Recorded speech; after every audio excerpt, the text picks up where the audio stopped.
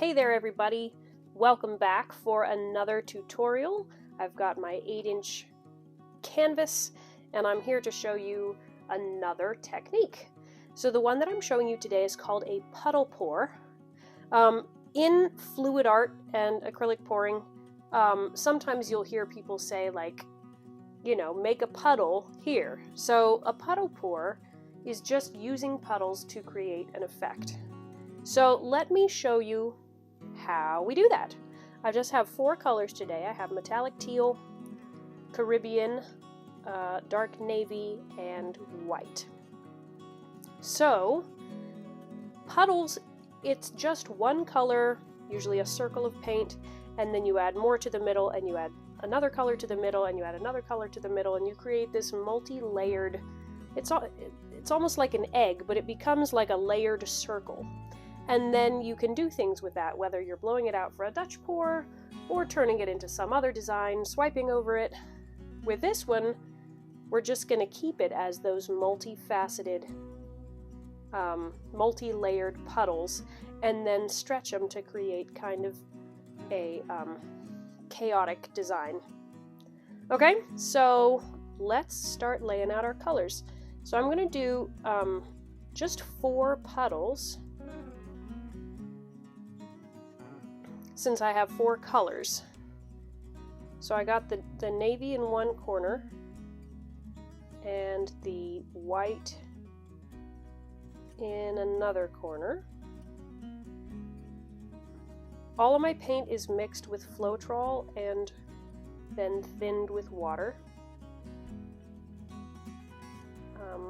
A puddle pour, if you really want clean edges and not a whole lot of cell reaction, it might be best to use an actual pouring medium like apple barrel or Liquitex or something like that, because Floetrol itself can be reactive.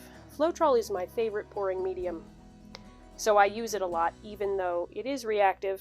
So we'll just see how it works here with the puddle pour. Okay, so I'm going to put metallic teal in the middle of my navy, and I want relatively small layers, and I'm just going to do it in the order like this. So the navy's going to go in there, the Caribbean is going to go in the white, and the white is going to go in the metallic teal. Okay, and now I'm going to do the same thing, starting with white here in this teal, all the way around again. Try not to make drips if you can help it. If you had your paint in squeeze bottles, this would be extra easy, but you can do it with cups.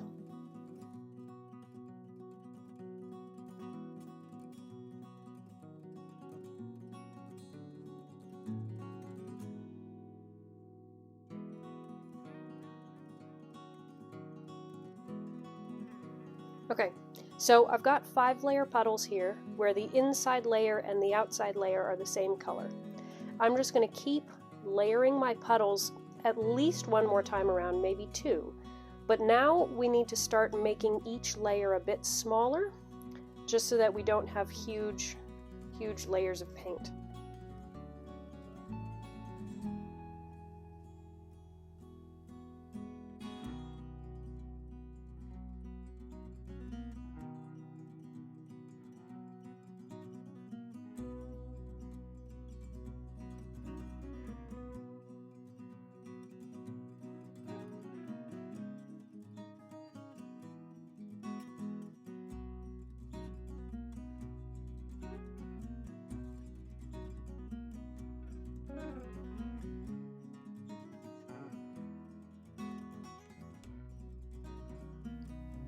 Okay, so here we've made, we got I think 9 layer puddles, which means we got, for example on the white one, we have 3 layers of white, outside, middle, and inside.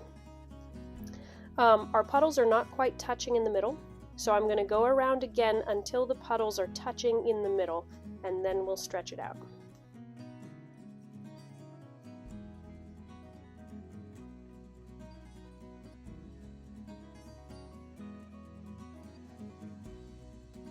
Well, alas, I got a drop in the design. It'll be okay. It's all going to get stretched out of shape anyway.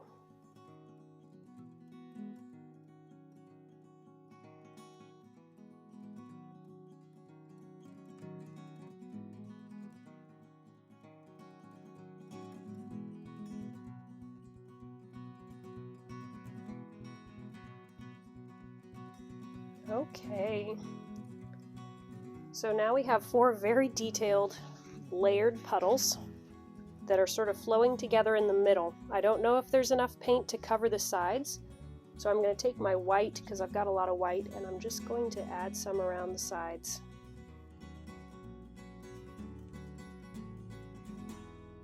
So here comes the messy part where we're going to stretch it out and get this design going crazy. So let me put on my gloves.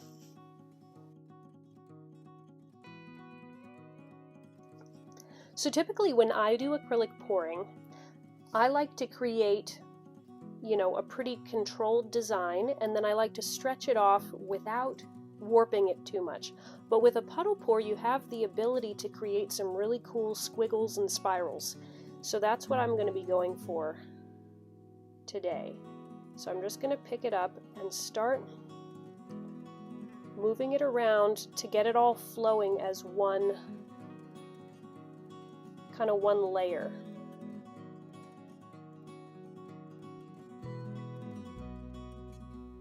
So we're making some cool effects here. I think I'll start covering the corners now. So you cover a corner and then you kind of pull it back so you don't lose too much of the paint off the side. So I've just pulled it back. This is looking really cool.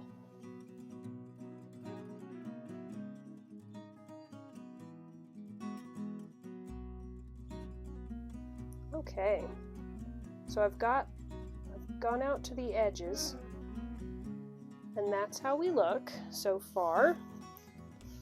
Let me figure out if I want to do any more warping, any more stretching, or if I'm happy with that design as it is.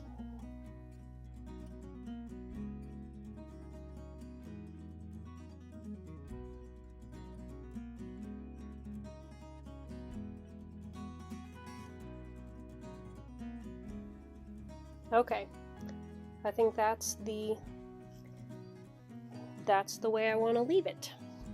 So just check and see if there's any edges that haven't gotten covered, and cover those up if need be.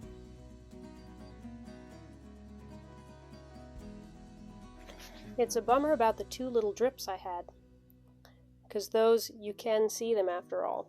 But I have more of the paint, and I can paint over that with a brush once it's dry if it really bothers me. Now this corner needed just a little bit of this.